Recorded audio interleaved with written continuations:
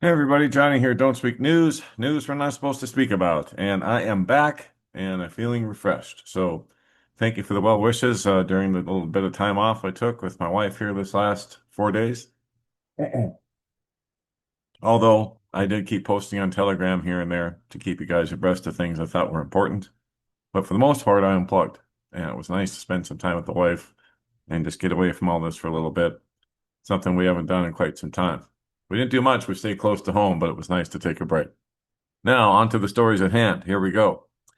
Last week, I reported this to you.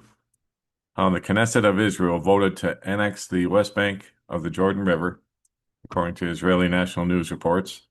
Now, this resolution, which states that these territories are an integral part of the historical, cultural, and spiritual homeland of the Jewish people, was passed by a majority of 71 Knesset deputies. And now we have this as of today. The Jerusalem Church, the heads of it, have condemned Jewish Israeli terror attacks in the land of Christ. They are denouncing car fire bombings in this town of called Tabay as systematic intimidation of Christians. They also say that the Israeli police are helping them, or at least protecting them, while they're doing these vandalism activities. So that is continuing, in spite of the fact of the U.S. ambassador to Israel, Mike Huckabee, protesting these activities of the Jewish settlers on this Christian town. They continue nonetheless. So they're not really stopping anything. And now we come to the story at hand. They all knew. Guys, they all knew ahead of time. The U.S., the EU, and of course, Israel, they all knew that the removal of all the Palestinians via starvation and other methods, that was always the goal here with this so-called war against Hamas. They all knew, which makes them all complicit in genocide. So this article was sent to me by globalresearch.ca. They send me a couple of different articles almost every day, asking, or saying that I can go ahead and repost them if I like, and it's something they want to get out there. And so I did that today, and I came up with this: artificial intelligence in support of Israeli intelligence, the planning of genocide. What will Gaza look like in the future? This is what it looks like now.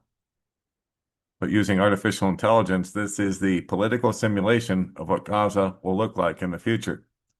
Now, this was an initiative of this Gila Gamil Demri, who is Israel's Minister of Intelligence in 2023 to 2024.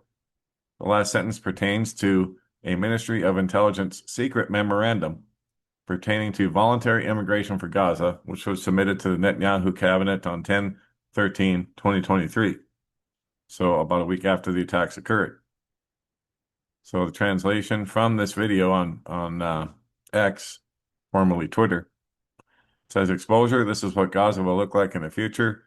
Voluntary Gaza migration, only with Trump and Netanyahu. They say it's us or them.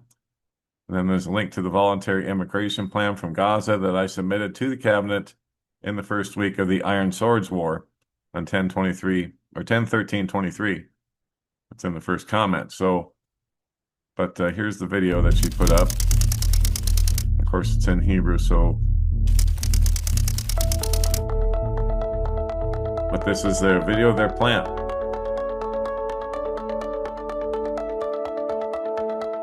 Of course, there's Trump helping with the plan.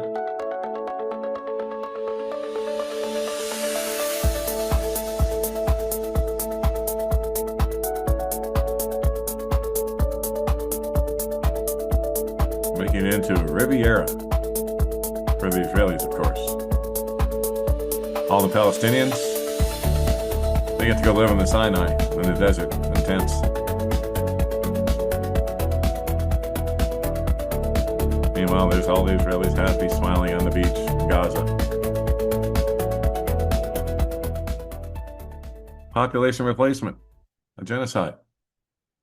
So here we go. There's one statement in this video production which is not based on artificial intelligence. It's the so-called voluntary immigration plan, namely Israel's Ministry of Intelligence secret memorandum, which was released on October 13th, 2023, and adopted by the Netanyahu cabinet. What this entails is the admission that there was a detailed intelligence and military agenda to wipe Gaza off the map, planned well in advance of October 7th, 2023. The Voluntary Immigration Plan, short for VIP for short, referred to by Gilal Gamil, opens up a Pandora's box. The name of this so-called secret memorandum was not voluntary immigration, quite the opposite. It was entitled in October 2023 by the Minister of Intelligence, Gilal Gamil, Israeli Intelligence Ministry Policy Paper, well, that's a tongue twister, on Gaza's civilian population in October 2023. The stated objective was which was to expel all Palestinians from Gaza under option C. This plan to expel all Palestinians from Gaza was known to Israel's allies, including the U.S. and NATO. U.S. intelligence was routinely collaborating with Israel's Ministry of Intelligence. The secret memorandum was not classified. It was made public on that same day, October 13th, 2023, by the Ministry of Intelligence. And yet, did you see anybody reporting on it? I didn't see it. I didn't hear a peep. I didn't see anything. Nothing about this at all. Not in the alternative media, not in the mainstream, nowhere. Once again, news we're not supposed to speak about, right? You see, when they're doing all these other things and they want our attention on politics and Epstein and everything else, this is the kind of stuff they're doing behind the scenes or hidden in plain sight, as in this case. This was not classified. It was made public on the same day by the Ministry of Intelligence. The Ministry of Intelligence, headed by Gilal Gamil from 2023 to 2024, was also responsible for planning a sophisticated false flag operation with a view to presenting the Palestinians as the aggressors for having attacked Israel. Of course, that's what it was always about, the attacks of October 7th. So what is the significance of Gilal Gamil's AI video? The act of Israeli intelligence using artificial intelligence as a means to producing the short video entitled "What Will Gaza Look Like in the Future" is part and parcel of IIMPP memorandum, which consists in expelling Palestinians from their homeland and portraying Gaza as beautiful future. It's us or them. It's a grotesque AI simulation. It's propaganda to the nth degree. It's a criminal undertaking which serves to provide a human face to option C. The so-called Israeli Intelligence Ministry policy paper on Gaza's civilian population was intent upon setting the stage for the conduct of the genocide. Under option C of this IIMPP memorandum, the stated objective is expel all Palestinians from Gaza. Of significance, this IIMPP memorandum was made public on the same day it was submitted to the Netanyahu government. It was totally ignored by the mainstream media. It was also ignored by the United Nations and the so-called International Court of Justice, which has no teeth.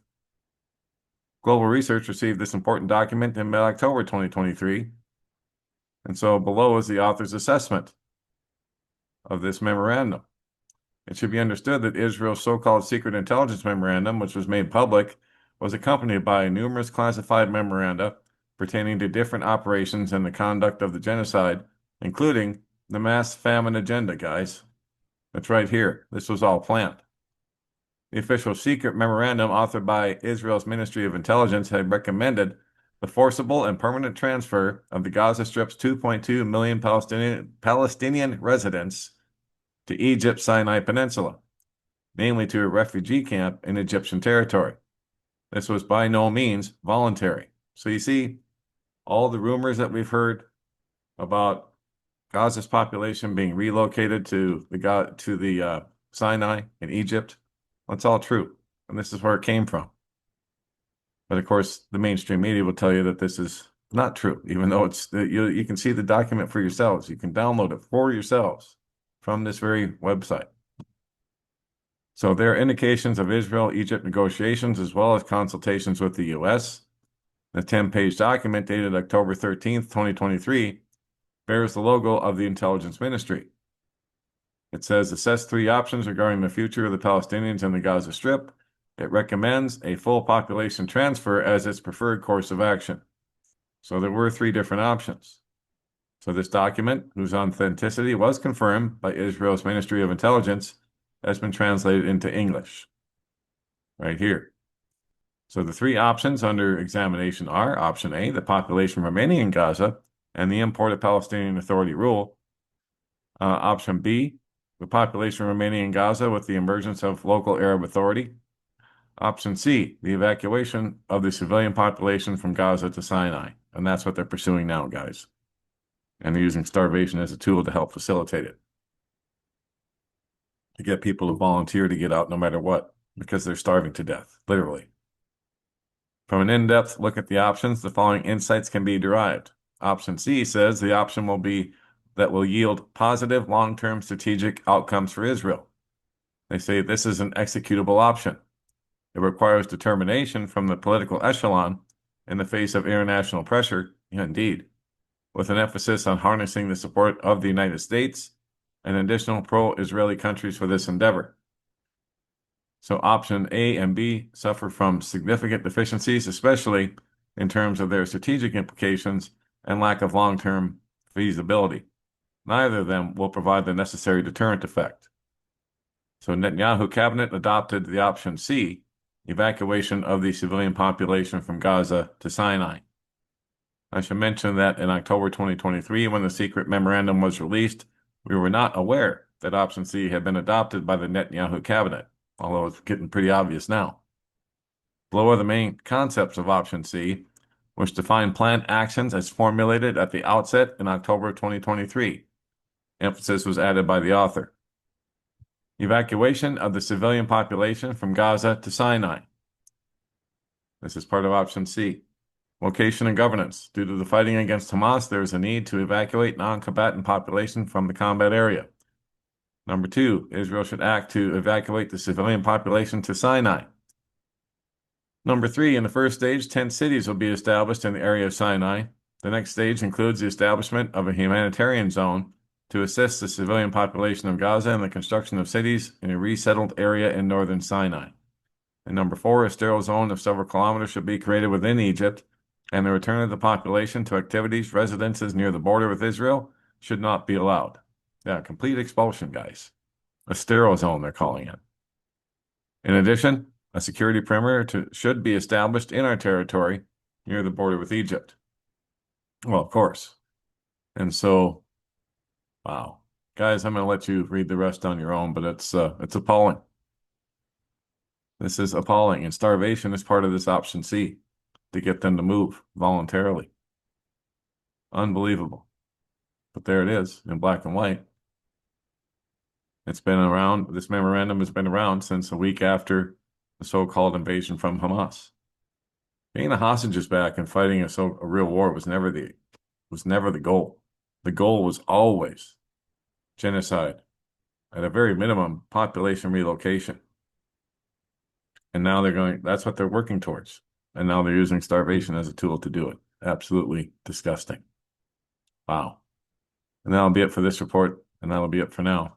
I'll keep my eyes on things as always, but my main job here is to find the news that nobody's speaking about, or when it finds me, to report it to you. And today it found me. So there you go. Also, here's a post I put up yesterday. When my clock stopped right at midnight for 2 nights in a row. So if this happened once at 29 seconds to midnight, I'd say that's just coincidence. When it stops 2 nights in a row at the exact same time, that's not a coincidence. That's a warning. That time is shorter than most people think. And so here's the clock stopped at 29 seconds to midnight. So, and it stopped again at 12 here again last night. So it's 3 nights in a row now. But this is a neon clock I've owned for about 10 years, and it only stops when the battery's dead. So when it had stopped at 29 seconds to midnight the night before last, I put a new battery in it, even though the second hand was still trying to move. I reset the time. It was 6:15 a.m. and went about my business. And it seemed to be fine throughout the day. When I got up today to start my morning, I saw it was stopped at 29 seconds to midnight again. Well, that's when my gut instinct kicked in, and I thought to myself, I need to pray about this. And no sooner than I said it, than I said that very thing. Then it hit me that this was no coincidence and I needed to write it. I needed to write this blog post. So keep in mind, if it were a malfunction when the clock hits 12, it should have stopped at noon that day, the following day, but it didn't. It waited until midnight again. I used Duracell batteries, so the clock didn't stop due to cheap batteries. It was still trying to go, actually. Now, this is a warning, and these are the scriptures I was led to share after I prayed about it. John 9, verse 4 says, I must work the works of him that sent me while it is daytime. The night cometh when no man can work. The part that says, the night cometh when no man can work is where I believe we're at, or where we soon will be. There's a spiritual darkness that's been released over the world, like it says in Revelation 9:2. I believe that the sheep and the goats have been separated and that there are very few left to bring in. And my clock stopping at that time is showing us that very thing. This is another reason I say that our time together online with the bills Trump has signed recently, our time together online is limited with the bills that Trump has signed recently, especially the Genius Act. Then I was given Matthew 24, verse 44. Therefore, you also be ready, for the Son of Man is coming at an hour you do not expect. This was another reason for the clock stopping at 29 seconds to midnight, to show us how close the second coming of Jesus Christ truly is. We are right at the door. He's coming at an hour when most people do not expect, and for me, that can't come soon enough. And as Revelation 22:20 says, he who testifies to these things says, surely I am coming quickly. Amen. Even so, come Lord Jesus. And that'll be it for now. God bless, take care. Johnny Storm, Don't Speak News.